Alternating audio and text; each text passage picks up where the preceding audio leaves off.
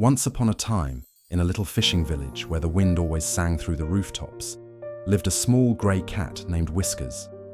He wasn't like the other cats in town, sleek, well-fed, and always curled on warm windowsills. Whiskers lived in an old crate behind the bakery, and his fur was often messy from chasing crumbs and dodging raindrops. Each morning, he woke to the smell of fresh bread, and each morning he'd peek in through the back door, hoping for a spare, roll or crust. But the baker, Mr. Grubbs, would shoo him away with a flap of his apron. "Shoo, you scruffy thing! This is no place for stray paws."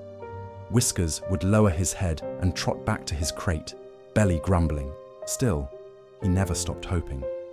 The other cats teased him too. "Why don't you just find a human?"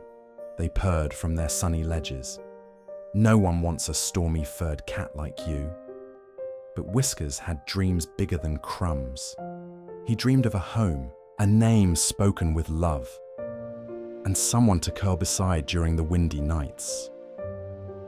One stormy afternoon, the sea wind roared louder than ever, and dark clouds pressed down on the village. The sky cracked with thunder, and rain splashed against the cobblestones. As Whiskers tried to shelter under a soggy box, he heard a tiny whimper. Curled beneath a bench was a little girl in a red raincoat, shivering and lost. Whiskers didn't hesitate. He dashed through puddles and leapt beside her, pressing his warm, soggy body close. The girl blinked through tears, then smiled softly. "A kitty," she whispered, wrapping her arms around him.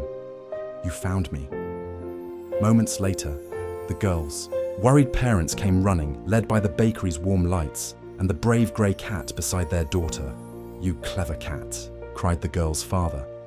"You kept her warm," the mother added, wiping her tears. "You're a little hero."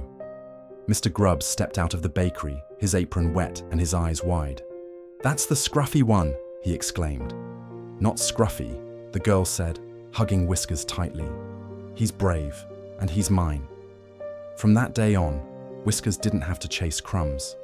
He had a home, a name spoken with love, and a red-booted girl who always saved him a seat by the fire. And when the wind howled through the village, it sang not of storms, but of Whiskers, the cat who never gave up.